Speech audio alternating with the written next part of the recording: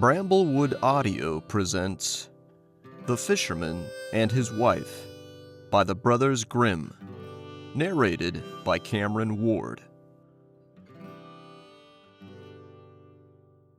There was once a fisherman who lived with his wife in a pigsty close by the seaside. The fisherman used to go out all day long a-fishing, and one day, as he sat on the shore with his rod, looking at the sparkling waves and watching his line, all on a sudden his float was dragged away deep into the water, and in drawing it up he pulled out a great fish.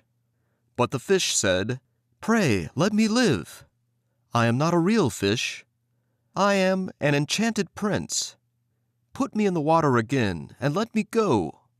"Oh ho," said the man. "You need not make so many words about the matter.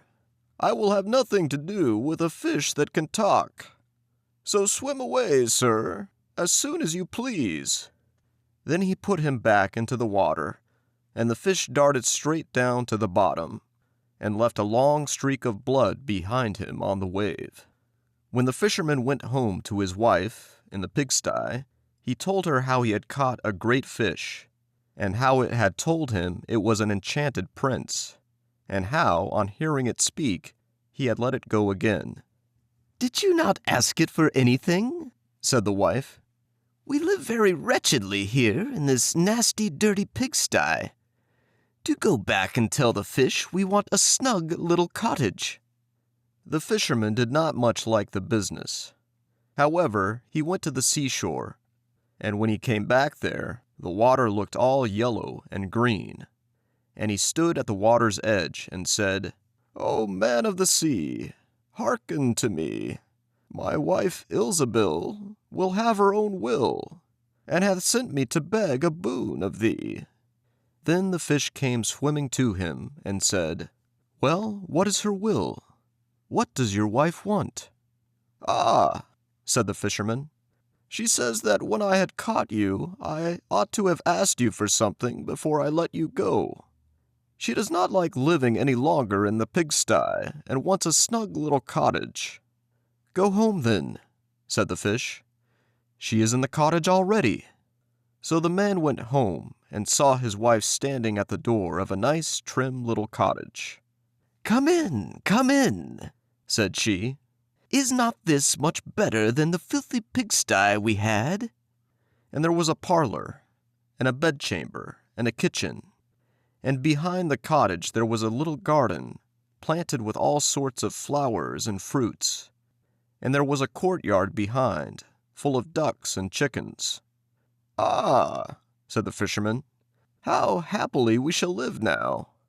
"We will try to do so, at least," said his wife. Everything went right for a week or two, and then Dame Ilzabil said, "Husband, there is not near room enough for us in this cottage. The courtyard and the garden are a great deal too small. I should like to have a large stone castle to live in.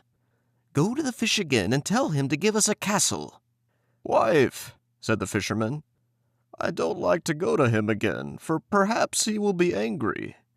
We ought to be easy with his pretty cottage to live in." "Nonsense," said the wife. "He will do it very willingly, I know. Go along and try." The fisherman went, but his heart was very heavy, and when he came to the sea, it looked blue and gloomy, though it was very calm. And he went close to the edge of the waves and said, "O man of the sea, hearken to me. My wife Ilzabil will have her own will, and hath sent me to beg a boon of thee." "Well, what does she want now?" said the fish. "Ah," said the man dolefully, "my wife wants to live in a stone castle." "Go home, then," said the fish. "She is standing at the gate of it already." So away went the fisherman, and found his wife standing before the gate of a great castle. "See," said she, "is not this grand?" With that they went into the castle together, and found a great many servants there, and the rooms all richly furnished, and full of golden chairs and tables. and behind the castle was a garden, and around it was a park 1/2 mile long, full of sheep and goats and hares and deer, and in the courtyard were stables and cowhouses. "Well," said the man, "now we will live cheerful and happy in this beautiful castle for the rest of our lives." "Perhaps we may," said the wife, "but let us sleep upon it before we make up our minds to that." So they went to bed.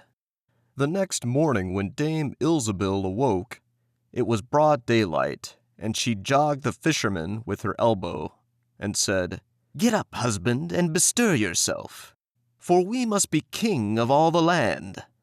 "Wife, wife," said the man, "why should we wish to be the king?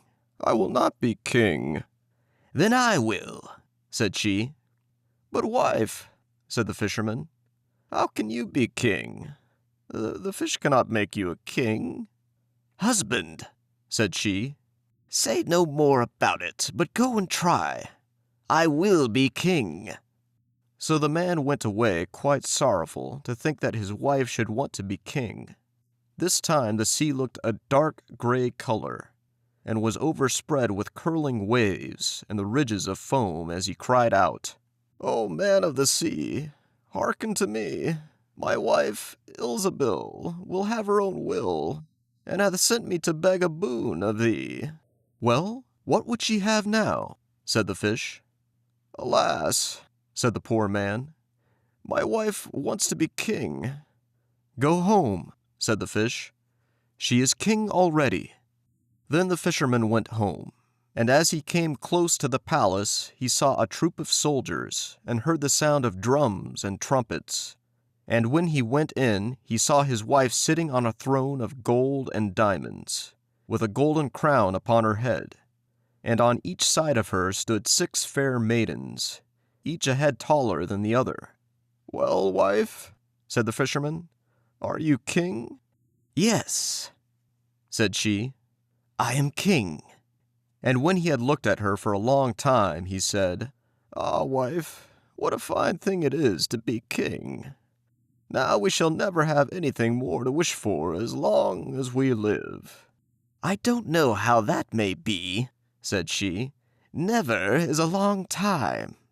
I am king, it is true, but I begin to be tired of that, and I think I should like to be emperor."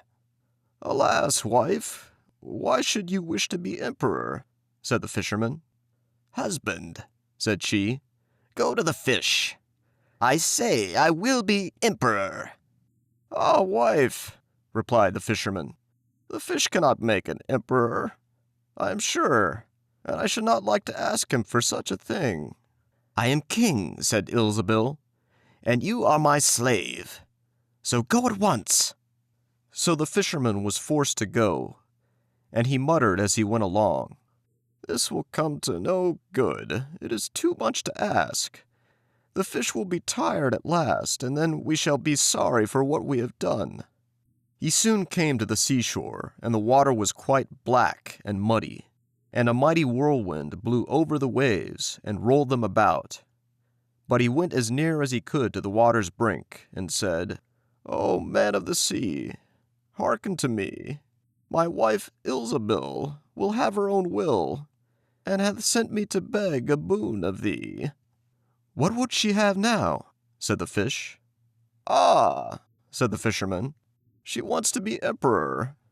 "Go home," said the fish. "She is emperor already." So he went home again, and as he came near, he saw his wife Ilsebil sitting on a very lofty throne made of solid gold, with a great crown on her head, full 2 yards high. And on each side of her stood guards and attendants in a row, each one smaller than the other, from the tallest giant down to a little dwarf no bigger than my finger. And before her stood princes and dukes and earls.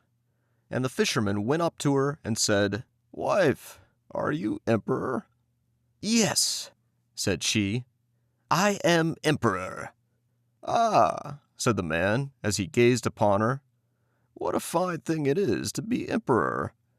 "Husband," said she, "why should we stop at being emperor? I will be pope next." "Oh, wife, wife," said he, "how can you be pope? There is but one pope at a time in Christendom." "Husband," said she, "I will be pope this very day." "But," replied the husband, "the fish cannot make you pope." "What nonsense," said she. "If he can make an emperor, he can make a pope. Go and try him." So the fisherman went. But when he came to the shore, the wind was raging, and the sea was tossed up and down in boiling waves. And the ships were in trouble, and rolled fearfully upon the tops of the billows. In the middle of the heavens there was a little piece of blue sky, but towards the south all was red, as if a dreadful storm was rising. At this sight the fisherman was dreadfully frightened, and he trembled so that his knees knocked together. But still he went down near to the shore, and said, "O man of the sea, hearken to me. My wife Ilzabil will have her own will, and hath sent me to beg a boon of thee." "What does she want now?" said the fish. "Ah," said the fisherman, "my wife wants to be pope." "Go home," said the fish. "She is pope already." Then the fisherman went home, and found Ilzabil sitting on a throne that was 2 miles high, and she had 3 great crowns on her head, and around her stood all the pomp and power of the church. And on each side of her were 2 rows of burning lights, of all sizes, the greatest as large as the highest and biggest tower in the world, and the least no larger than a small rushlight. "Wife," said the fisherman, as he looked at all this greatness, "are you pope?" "Yes," said she, "I am pope." "Well, wife," replied he, "it is a grand thing to be pope. And now you must be easy, for you can be nothing greater." "I will think about that," said the wife. Then they went to bed. But Dame Ilzabil could not sleep all night for thinking what she should be next. At last, as she was dropping asleep, morning broke and the sun rose. "Ha!" thought she, as she woke up and looked at it through the window. "After all, I cannot prevent the sun rising." At this thought she was very angry, and wakened her husband, and said, "Husband, go to the fish and tell him I must be lord of the sun and moon." The fisherman was half asleep, but the thought frightened him so much that he started and fell out of bed. "Alas, wife," said he, "cannot you be easy with being pope?" "No," said she, "I am very uneasy as long as the sun and moon rise without my leave. Go to the fish at once." Then the man went shivering with fear, and as he was going down to the shore, a dreadful storm arose, so that the trees and the very rocks shook, and all the heavens became black with stormy clouds, and the lightnings played, and the thunders rolled, and you might have seen in the sea great black waves, swelling up like mountains with crowns of white foam upon their heads. And the fisherman crept towards the sea and cried out as well as he could, "O man of the sea, hearken to me. My wife Ilzabil will have her own will, and hath sent me to beg a boon of thee." "What does she want now?" said the fish. "Ah," said he, "she wants to be lord of the sun and moon." "Go home," said the fish, "to your pigsty again." And there they live to this very day. Thank you for listening to this presentation of The Fisherman and His Wife by the Brothers Grimm, narrated by Cameron Ward. Don't forget to like and subscribe.